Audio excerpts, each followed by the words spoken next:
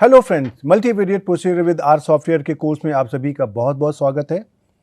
आपको याद होगा कि पिछले लेक्चर में हम लोगों ने आर सॉफ्टवेयर को कैसे इंस्टॉल किया जाता है इसके बारे में देखा था, और साथ ही मैंने आपको एक और सॉफ्टवेयर है आर स्टूडियो, उसके बारे में बताया था कि आप उसको चाहें तो अपने लैपटॉप पर पहले से इंस्टॉल कर सकते हैं, क्योंकि हम उसका आगे इस्तेमाल करेंगे।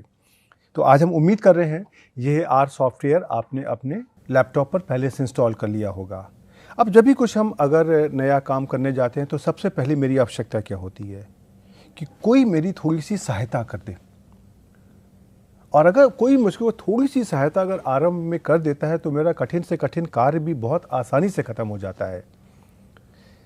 इसी उद्देश्य को लेकर के यह लेक्चर आज मैं आपके सामने लेकर के आया हूं, जहां पर हम आपको ये बताएंगे कि आर सॉफ्टवेयर में काम करना कैसे स्टार्ट करना है, और उसके साथ में अगर हमको भिन्न भिन्न तरीके की सहायता की आवश्यकता पड़ती है तो वह मुझको कैसे लेनी है। इसी उद्देश्य को कंप्लीट करने के लिए, पूरा करने के लिए चलिए हम इस लेक्चर को आरंभ करते हैं। और इस लेक्चर में हम आपको आर के बारे में जो बहुत ही एलिमेंट्री ऑपरेशन शायद आपको आते भी होंगे, उनकी हम एक संक्षिप्त तरीके से आपको दिखाने की कोशिश करते हैं। तो चलिए हम इस लेक्चर का आरंभ करते हैं। Right, okay. तो इस लेक्चर में हम आपको आर सॉफ्टवेयर में कैसे हेल्प ली जाती है, किसी कार को कैसे डिमॉन्स्ट्रेट करने के लिए कैसे सहायता ली जाती है, कुछ उदाहरण, पैकेज और डिफरेंट तरीके की लाइब्रेरीज के बारे में बात करेंगे। तो ये लेक्चर आपको आगे आने वाले लेक्चर्स में आपको सहायता करने की कोशिश करेगा। तो सबसे पहला कार तो यही होता है कि आर को कैसे स्टार्ट किया जाए। तो आर को स्टार्ट करने के लिए सबसे पहले आपने अपना अगर जो भी आर सॉफ्टवेयर को अपने कंप्यूटर पर इंस्टॉल किया हुआ है तो आपको इस तरीके का एक आपको आइकॉन मिलेगा। आप इसमें डबल क्लिक कर दीजिए, उसके बाद में आपको देखिएगा इस तरह की विंडो खोल करके आ जाएगी।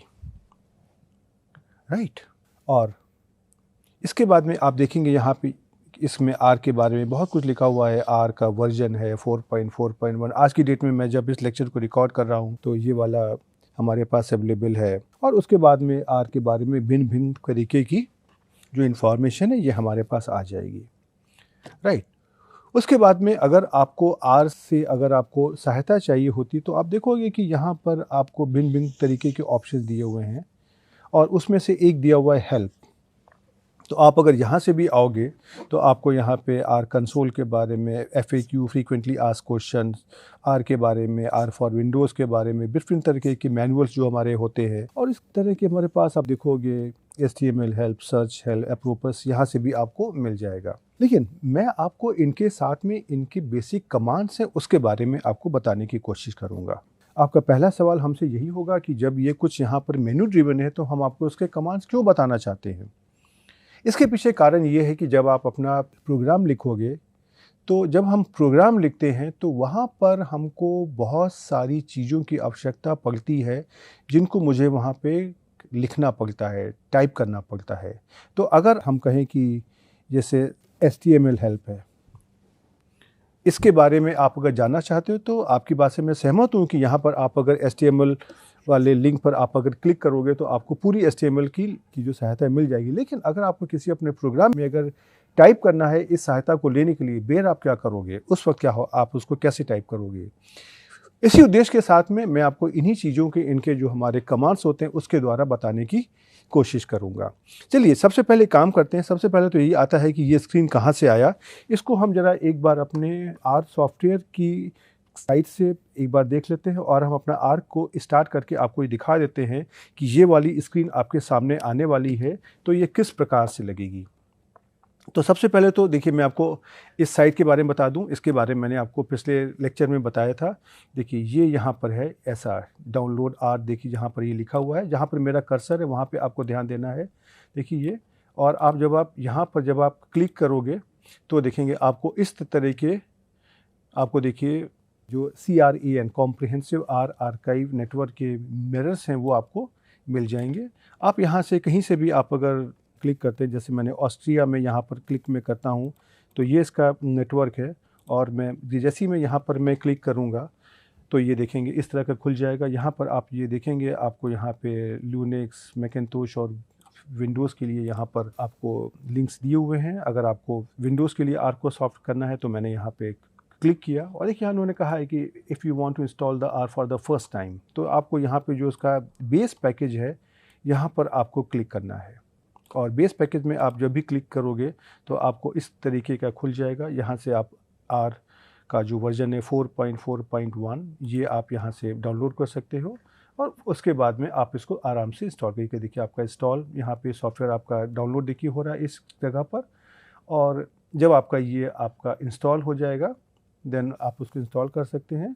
और उसके बाद में इंस्टॉल करने के बाद में मैंने अपने कंप्यूटर पर पहले से इंस्टॉल किया हुआ है, इसलिए आपको ये देखिए ये इसका आइकॉन है। जब इसको हम यहाँ पे क्लिक करते हैं देखिए इस तरह की हमारी विंडोज़ खुल गई। इसका हमारा फ़ोन साइज़ बहुत छोटा है तो इसको ज़रा सा हम इसका फ़ोन साइज़ बढ़ा देते हैं सो दैट कि आपको यहाँ से ये साफ साफ दिखाई देगा कि मैं यहाँ पे क्या टाइप कर रहा हूँ। राइट, तो देखिए इस तरीके की आपको स्क्रीन दिखाई देगी। और अगर यहाँ पर देखने की कोशिश करेंगे तो यही स्क्रीन तो मैंने आपको यहाँ पे दिखाई हुई है। तो यहाँ से आप देखेंगे कि जो मैंने आपको सिखाने की कोशिश कर रहा था वही चीज़ आपको यहाँ पे दिखाई पड़ रही है, तो आप मेरे पर भरोसा कर सकते हैं। राइट, अब हम देखिए आगे बढ़ते हैं। अब जब भी कभी आप कोई भी स्टैटिस्टिक्स से रिलेटेड मल्टीवेरिएट प्रोसीजर के बारे में बात करना चाहते हैं तो हमारे पास उससे रिलेटेड जो भी आर के कमांड होंगे या किस पैकेज के द्वारा हम उस काम को कर सकते हैं, इस तरह की इन्फॉर्मेशन चाहिए होती है। तो आज की डेट में अगर हम कहें तो हमारे पास इस तरह की सहायता लेने के बहुत से सोर्सेज होते हैं। एक सबसे आसान सोर्स तो यही है, आप कोई भी सर्च इंजन को यूज़ कर लीजिए। जैसे कि हम कहें कि आप गूगल को यूज़ कर लीजिए। आप google.com पर जा कर के आप टाइप कर दीजिए फॉर एग्ज़ाम्पल कि आप अगर क्लस्टर एनालिसिस करना चाहते हैं और आपको ये नहीं पता है कि क्लस्टर एनालिसिस करने के लिए मुझे कौन सा पैकेज चाहिए, तो आप वहाँ पे लिख सकते हैं क्लस्टर एनालिसिस इन आर। और साथ ही आपको कोई अगर पैकेज है उसमें से आप अगर कोई सहायता चाहते हैं कि इसमें से मुझे किस तरीके का काम करना चाहिए, तो आप गूगल में जा कर के भी आप ऐसे कर सकते हैं कि क्लस्टर एनालिसिस इन आर और अपने पैकेज का नाम दे सकते हैं कि इस पैकेज में आपको सहायता चाहिए। तो आप देखोगे बहुत सारे आपके पेजेस खुल जाएंगे। और आज के समय में बहुत सारे हमारी वेबसाइट्स भी ऐसी हैं जहाँ पे ग्रुप्स बने हुए हैं और वहाँ पे आप अपना अगर प्रश्न कोई ऐसा है जिसका उत्तर नहीं मिल रहा है उसको अगर टाइप करके पोस्ट करेंगे तो कुछ समय में आपको उसका आंसर भी मिल जाता है, बिकॉज इसकी एक बहुत बड़ी कम्युनिटी है जो इस आर सॉफ्टवेयर को सपोर्ट करती है। तो अगर मुझे नहीं पता है तो मुझे वहाँ से भी मिल जाता है। तो ये कोई भी सर्च इंजन में आप अगर जा कर के ढूंढना चाहोगे वो आपकी सहायता करेंगे। दूसरा ये है कि अगर मुझे अपना कमांड पता है, मान ली कोई एक फंक्शन है जिसका मुझे कमांड पता है और हम उसके बारे में हेल्प लेना चाहते हैं। जैसे उदाहरण के लिए अगर हम कहें कि एक हमको कमांड पता है मैट्रिक्स MATRIX, लेकिन मुझको ये नहीं पता है कि इसमें से मुझे कमांड कैसे देने हैं, क्या इनका फॉर्मेट होता है, इत्यादि इत्यादि। तो उसका तरीका हमारा ये है कि आप अपने आर सॉफ्टवेयर पर आर प्रॉम्प्ट पर आ करके आप टाइप कर दिए क्वेश्चन मार्क लगा करके आगे लिख दीजिए मैट्रिक्स। और जब आप ये करोगे तो आपको इसका हेल्प मिल जाएगी। जैसे देखिए आप अगर यहाँ पे ध्यान दीजिए, मैंने देखिए ये जो रेड कलर में आपको दिखाई दे रहा है कि क्वेश्चन मार्क लगा करके मैंने मैट्रिक्स लिखा हुआ है। यहाँ पे जब हम एंटर करते हैं तो देखिए इस तरह की आपकी साइट खुल जाएगी। और यहाँ पे आप अगर देखोगे यहाँ पे लिखा हुआ है मैट्रिक्स बेस। डिस्क्रिप्शन में आप देखोगे कि ये मैट्रिक्स के बारे में लिखा हुआ है एस डॉट मैट्रिक्स, इस डॉट मैट्रिक्स, और इसके बहुत सारे डिटेल यहाँ पर दिए हुए हैं, डेटा, एन रो, एन कॉल, एस इत्यादि। तो ये क्या है, ये जब मैट्रिक्स का जो कमांड आर के अंदर समाहित किया गया होगा उस वक्त इस कमांड को कैसे यूज़ करना है उसका डिटेल यहाँ पर पूरा दिया हुआ है। तो मेरा ये मानना है कि जिस इंसान ने या जिस साइंटिस्ट ने इस मैट्रिक्स कमांड को डेवलप किया है वही शायद मुझको सबसे रिलायबल इन्फॉर्मेशन दे सकता है। इसलिए आप यहाँ से आकर के आप इस मैट्रिक्स कमांड को लिख करके आपको इसके बारे में सारी नॉलेज मिल जाएगी। यस, मैं आपकी बात से सहमत हूँ कि इसको समझने के लिए आपको थोड़ा सा समय लगाना पड़ेगा, चीज़ों को समझना पड़ेगा, पढ़ना पड़ेगा, उसके बाद में आप इन चीज़ों को समझ पाएंगे।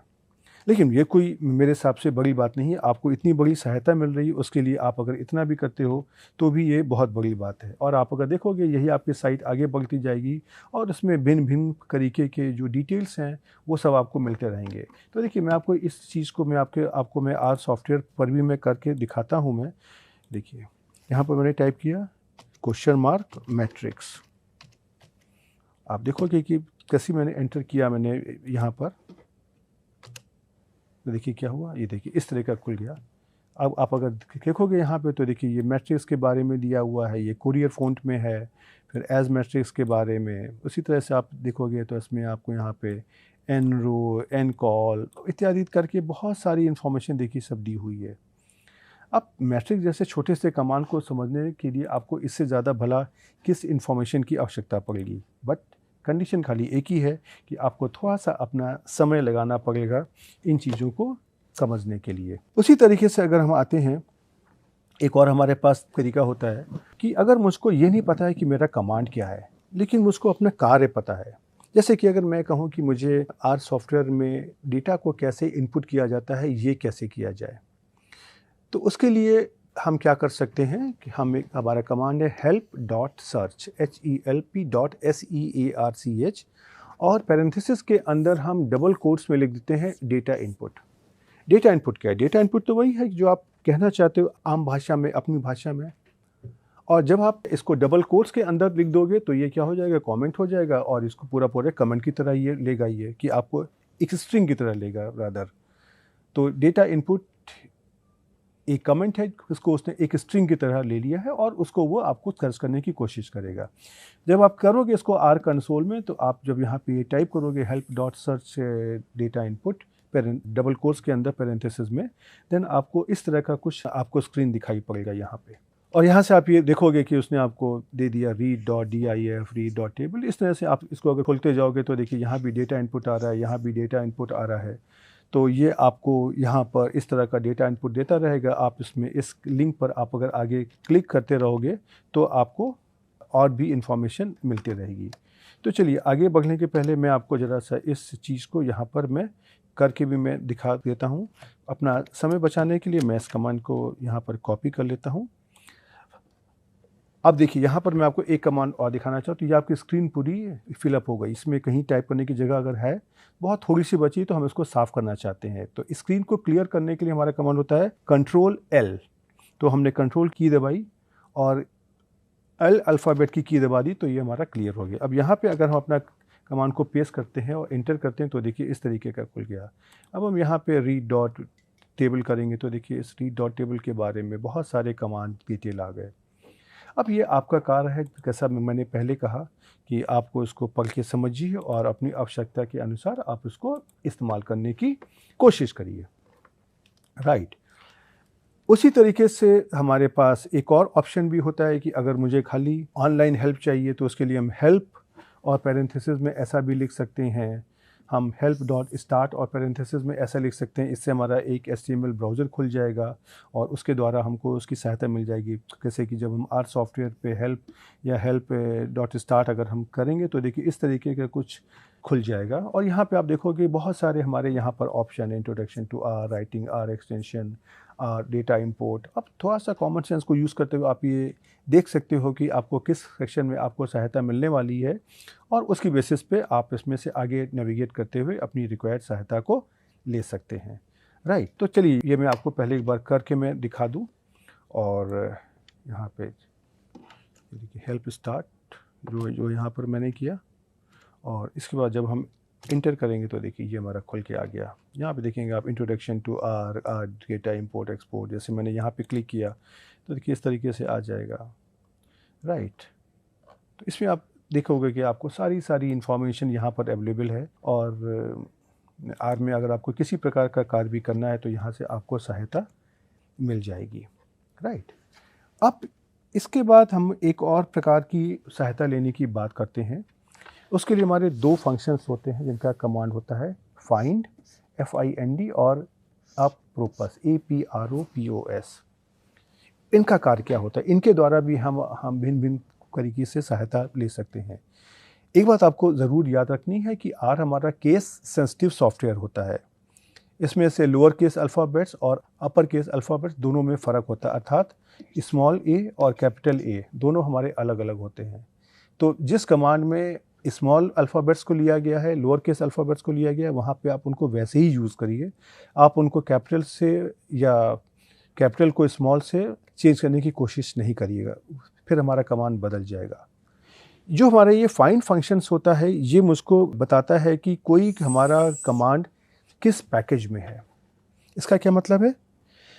हम जब आर सॉफ्टवेयर में काम करते हैं तो हर एक काम को करने के लिए हमको एक पैकेज चाहिए होता है, और उस पैकेज को जब तक कि हम अपने आर सॉफ्टवेयर में इंस्टॉल नहीं करेंगे, वह कमांड कार्य नहीं करेगा।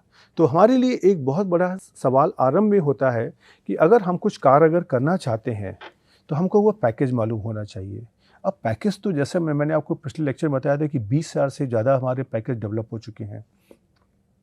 तो पहली बात तो आपने पैकेज कर लिया, लेकिन आपने उसको अब अपने लैपटॉप में या कंप्यूटर में बहुत सारे पैकेजेस को इंस्टॉल कर लिया है। जैसे जैसे आप आगे कार्य करते जाओगे, आपके ये पैकेजेस आपके लैपटॉप या कंप्यूटर पे बढ़ते जाएंगे। अब आज आप काम करने बैठे तो आपको ये नहीं समझ में आ रहा है कि ये मैट्रिक्स कमांड उदाहरण के लिए किस पैकेज में है। जब तक कि आप उस पैकेज को अपलोड नहीं करोगे, तब तक वो कार्य नहीं करेगा। उसके लिए हमारा ये फाइंड फंक्शन कार्य करता है।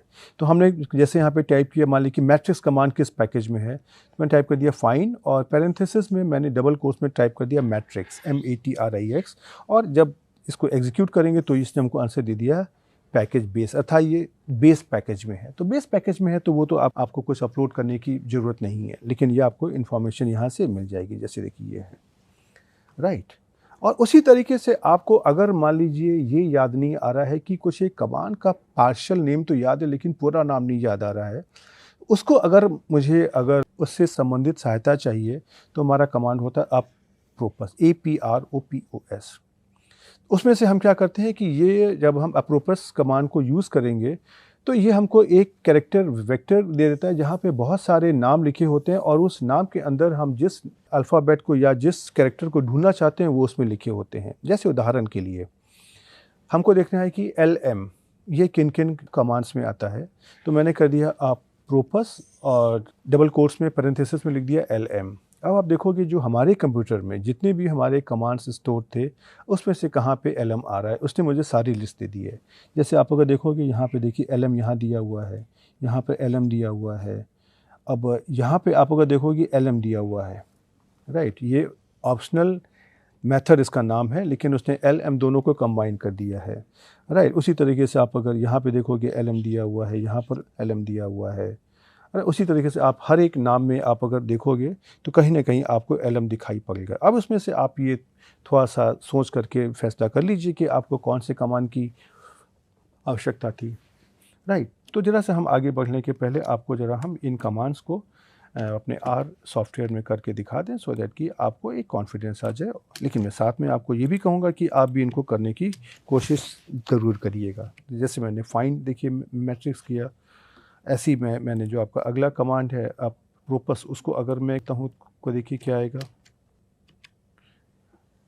यहाँ पर आपको कन्फ्यूजन हो सकता है कि जो आपको मैंने स्क्रीनशॉट दिखाया था वो और जो यहाँ पे आउटपुट आ रहा है उसमें अंतर क्यों है, ये क्यों अलग अलग है।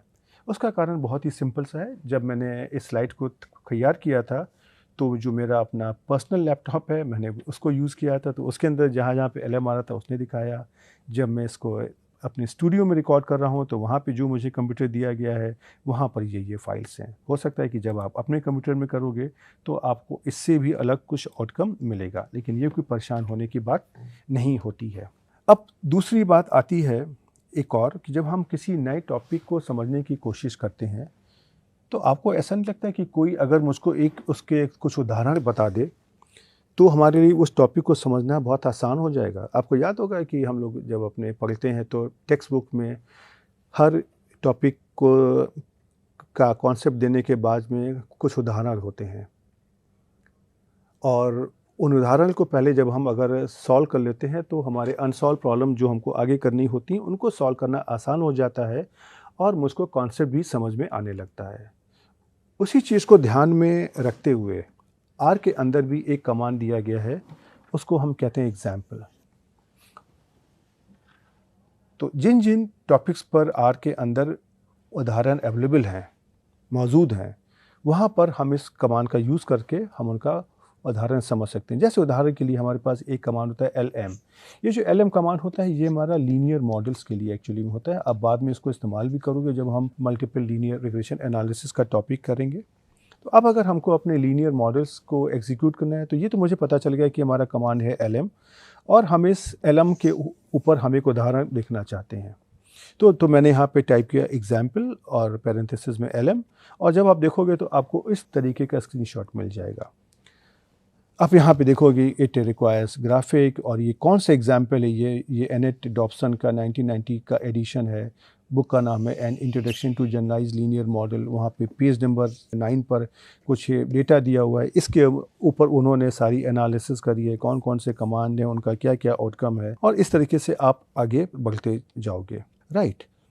तो इसी तरह से आप देखोगे कि जैसे मैंने आपको पहले बताया था कि ये जो आपका आर सॉफ्टवेयर है ये कोई ब्लैक बॉक्स नहीं है, यहाँ पे सब कुछ अवेलेबल है।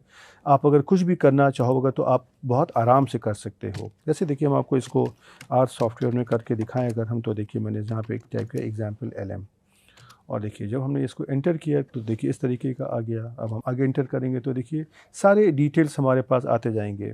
ये आपको यहाँ पर एक ग्राफिक भी मिल गया, जो हमारे भिन्न भिन्न तरीके के लीनियर रिग्रेशन मॉडल में हम लोग ग्राफिक को प्लॉट करते हैं। तो इस तरह से आपको नहीं लगता कि अगर हमको कोई उदाहरण दे दे तो हमारे लिए ये समझना बहुत आसान हो जाएगा? तो वही कार्य यहाँ पे आर सॉफ्टवेयर के अंदर भी होता है।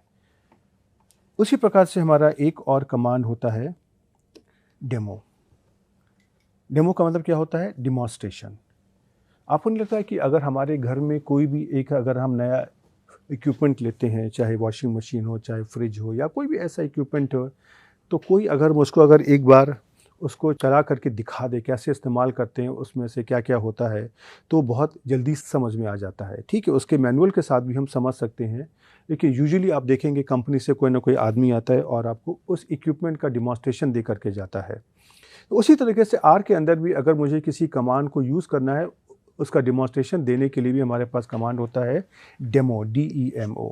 तो जैसे फॉर एग्जांपल अगर हम कहें कि हमको अपना 3D सरफेस प्लॉट क्रिएट करना है, उसका हमारा कमांड होता है PERSP, जो हमको पर्सपेक्टिव प्लॉट क्रिएट करके देता है। तो अगर हम यहाँ पे कर दें डेमो PERSP पैरेंथेसिस में लिख दें, तो आपको देखिए इस तरीके के आपको यहाँ पर आउटकम्स मिलते जाएंगे।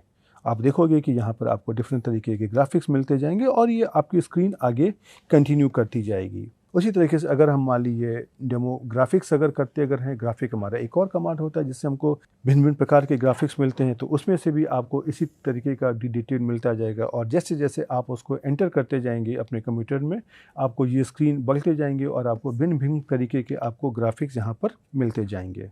तो चलिए हम आपको सबसे पहले ज़रा सा इनको आर सॉफ्टवेयर में करके दिखा देते हैं। जैसे मैंने यहाँ पे टाइप किया डेमो PERSP, पर्सपेक्टिव प्लॉट्स का कमांड होता है। अब आप देखोगे यहाँ पे जैसे मैंने किया, इसने आपको दे दिया टाइप रिटर्न टू स्टार्ट। आपने एंटर किया तो देखिए इसने आपको ये सब जो यहाँ पे टाइप होकर के आ रहा है, ये आपको पढ़ना पड़ेगा, आपको समझ में आ जाएगा। इसके बाद जब आप फिर से एंटर करोगे तो आपको देखिए इस तरह का ग्राफिक बन के आ गया। आप आगे एंटर करोगे तो इस तरह का ग्राफिक बन के आ गया। आप फिर से एंटर करोगे तो आपको इस तरह का ग्राफिक बन के आ गया। उसी तरीके से आप अगर आगे बढ़ते जाओगे, एंटर करते जाओगे, तो आपको ये देखिए डिफरेंट तरीके के ग्राफिक मिलते जाएंगे। तो ये आपको यही दिखा रहा है कि पर्सपेक्टिव कमांड का इस्तेमाल करते हुए आप भिन्न भिन्न तरीके के ग्राफिक यहाँ पे बहुत आसानी से इस्तेमाल कर सकते हैं। उसी तरीके से आपने देखा कि जो आपका अगला कमांड क्या था, डेमो ग्राफिक्स, राइट। अब आप इसको भी यहाँ पे देखेंगे तो आपको देखिए ऐसे दिखाई देगा डेमो GRAPHICS, और इस तरह से आपको सारे डिटेल्स यहाँ पर आपको मिलते जाएंगे। आपको भिन्न भिन्न तरीके के जो आपको ये जो ग्राफिक्स बनाने हैं, ये आप किस तरीके से बना सकते हो, राइट। तो आप देखो कि अगर आपको एक बार ये पढ़ के समझ में आ जाता है तो इतने तरीके के ग्राफिक देखिए आपके बहुत आराम से बनते जा रहे हैं, और आपको यहाँ पे बहुत अच्छे से समझ में भी आ रहा है कि आप उसको कैसे कर सकते हो, राइट। ओके, तो अब हम अपनी अगली स्लाइड पे आते हैं और आपको हम आगे कमांड हैं लाइब्रेरीज के बारे में उनके बात करते हैं। अब देखिए लाइब्रेरी क्या होती है। लाइब्रेरी का मतलब आप अगर समझने की कोशिश करिए तो जिस प्रकार से हर एक कॉलेज और यूनिवर्सिटी में या स्कूलों में भी लाइब्रेरी होती है, वहाँ पे क्या करते हैं हम, हमारे पास वहाँ पे भिन्न भिन्न प्रकार की किताबें होती हैं, पुस्तकें होती हैं, और जब भी मुझे काम होता है तो हम लाइब्रेरी जाते हैं, वहाँ से बुक्स को इशू कराते हैं, और इशू करा के हम उनको घर पे लाते हैं, पढ़ते हैं, और पढ़ने के बाद में वापस कर देते हैं। आप ऐसा भी कह सकते हो कि हम घर पे सारी किताबें क्यों नहीं रखते हैं, वो बहुत कठिन काम है, इसलिए हमारे पास लाइब्रेरी होती है। जिस किताब की हमको आवश्यकता है हम उसको लाइब्रेरी से ले आएंगे, जब तक काम है उतने दिन हम उसको अपने पास रखेंगे, और जब काम ख़त्म हो जाएगा तो हम उसको वापस कर देंगे। यही कॉन्सेप्ट हमारा आर सॉफ्टवेयर के अंदर भी होता है कि हमारे डिफरेंट तरीके के जो हमारे कमांड्स होते हैं उनको एग्जीक्यूट करने के लिए लाइब्रेरी बनाई गई हैं। हमको जो भी कार्य करना होता है उस लाइब्रेरी को हम पहले अपलोड करते हैं और उसके बाद में जो उसको हम उसके अंदर जो हमारे निहित कमांड्स होते हैं उनको हम यूज़ करते हैं और उसके बाद में हम अपना जो भी स्टैटिस्टिकल एनालिसिस है उसको पूरा करने की कोशिश करते हैं। तो इसके लिए हमारा कमांड होता है लाइब्रेरी, LIBRARY, राइट। अब जैसे कि अगर आपको मान लीजिए कि स्पेशल एनालिसिस करनी है, तो स्पेशल एनालिसिस हमारे स्टैटिस्टिक्स में होती है और जहाँ पर हम जो भी हमारे फिजिकल कोऑर्डिनेट्स होते हैं, स्पेस होती है, उसकी बात भी करते हैं। तो उसके लिए करने के लिए हमारे पास एक पैकेज होता है स्पेशल। तो अगर हमको इस लाइब्रेरी को अगर हमको अपलोड करना है तो स्पेशल लाइब्रेरी को अपलोड करने के बाद ही आप इसके अंदर के कमांड्स को या इसके फंक्शन को इस्तेमाल कर पाएंगे। तो हम यहाँ पे कमांड देंगे अपने आर प्रॉम्प्ट पर लाइब्रेरी और पैरेंथेसिस में लिख देंगे स्पेशल, और जब इसको हम एग्जीक्यूट करेंगे तो हमारी ये लाइब्रेरी अपलोड जाएगी और उसके बाद में हम अपने कार्य को कर सकेंगे। जिस तरीके से हमने स्पेशल लाइब्रेरी को अपलोड किया है, क्योंकि ये मैंने बाहर से ली थी, उसी तरीके से जो हमारा बेस पैकेज होता है, बेस पैकेज के अंदर कुछ हमारी लाइब्रेरीज हैं उनको उसका पार्ट बना दिया गया है, वो उसका हिस्सा हो गई हैं। वो इसलिए क्योंकि उनके अंदर जो भी हमारे आर सॉफ्टवेयर के कमांड्स होते हैं उसके जो पॉपुलर कमांड को एक साथ रखा गया है। तो कुछ जो लाइब्रेरीज होती हैं वो हमारे बेस पैकेज के साथ आती हैं। जैसे एक हमारी लाइब्रेरी है मास, MASS। ये क्या है मास? जैसे मैंने आपको बताया है कि आर सॉफ्टवेयर S+ सॉफ्टवेयर के बाद आया था और S+ सॉफ्टवेयर को अगर हम कहें मोटी मोटी भाषा में तो कॉपी करने की कोशिश करी गई थी। तो उस S+ सॉफ्टवेयर को समझने के लिए वेनेबल्स एंड रिप्ले ने एक किताब लिखी थी, modern applied statistics using S+।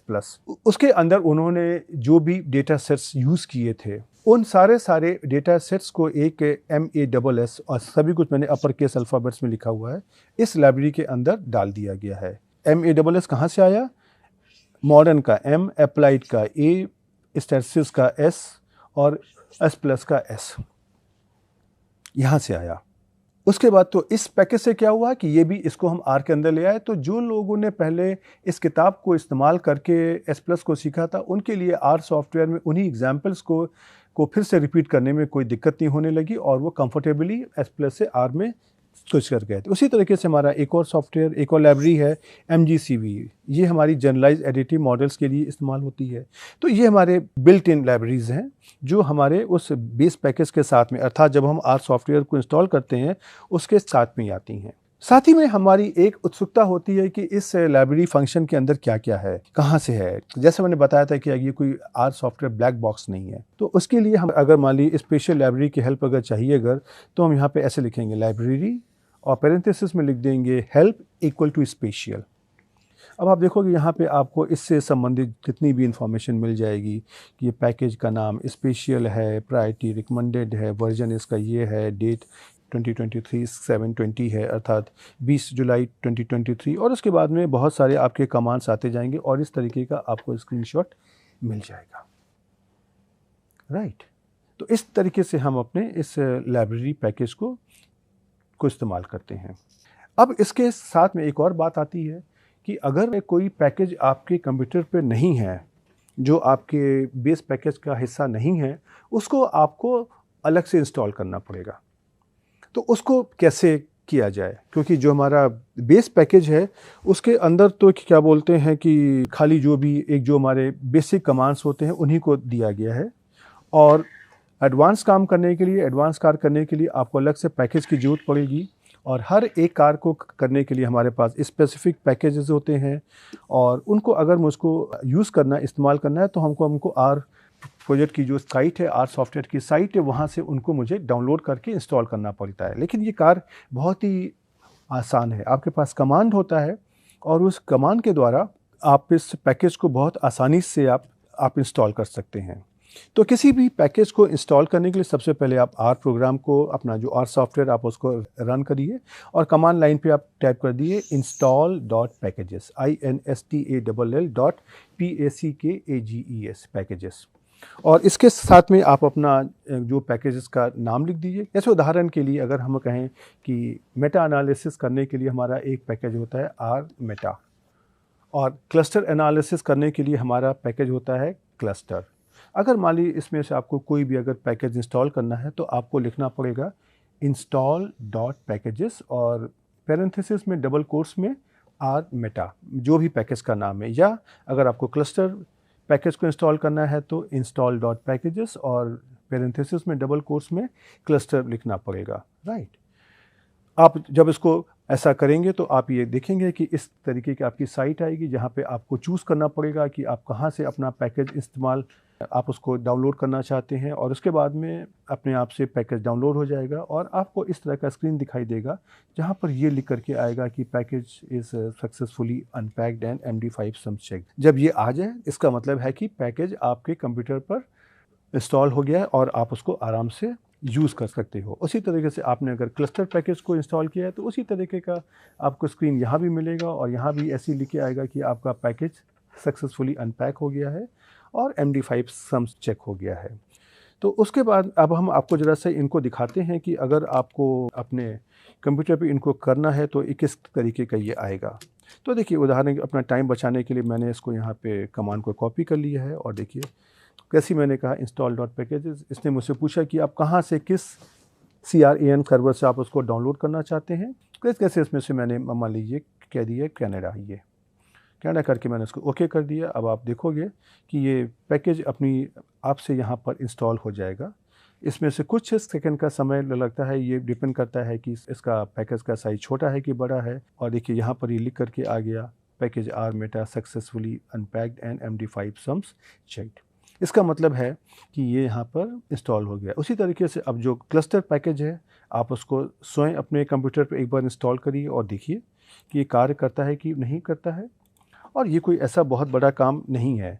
अब इसके बाद में आप अगर देखोगे हमने यहाँ पे जैसे आपको ये लाइब्रेरी आपको बताया था स्पेशल के बारे में, राइट। तो अब अगर आपको यहाँ पर आपने ये जो लाइब्रेरी ये जो पैकेज इंस्टॉल किया है आर मेटा, इसको अगर आपको यूज़ करना है तो सबसे पहले आपको लिखना पड़ेगा लाइब्रेरी आर मेटा। और आप देखोगे तो अब ये यहाँ पर इसमें जब आपने एंटर किया यहाँ पे कुछ भी लिख करके नहीं आया। अब मैं आपको एक कार्य और करके दिखाता हूँ कि अगर मैं यहाँ पे लाइब्रेरी में अगर हम क्लस्टर को अगर हम देखिए अपलोड करते हैं तो क्या होगा। आपको याद है कि आपने क्या क्लस्टर अभी यहाँ पर इंस्टॉल किया है? नहीं। तो देखिए ये क्या कहेगा आपसे कि क्लस्टर यहाँ पर पहले से इंस्टॉल था, इसलिए आपको अब यहाँ पर इसको इंस्टॉल करने की आवश्यकता नहीं है। और अगर ये क्लस्टर पैकेज यहाँ पर इंस्टॉल नहीं होता तो इसने आपको पहले कह दिया होता कि ये पैकेज आप पहले इंस्टॉल करिए, उसके बाद में आप उसको यूज़ कर सकते हो, राइट। तो इस प्रकार से हम किसी भी पैकेज को यहाँ पर इंस्टॉल करके हम उसको यूज़ कर सकते हैं, राइट।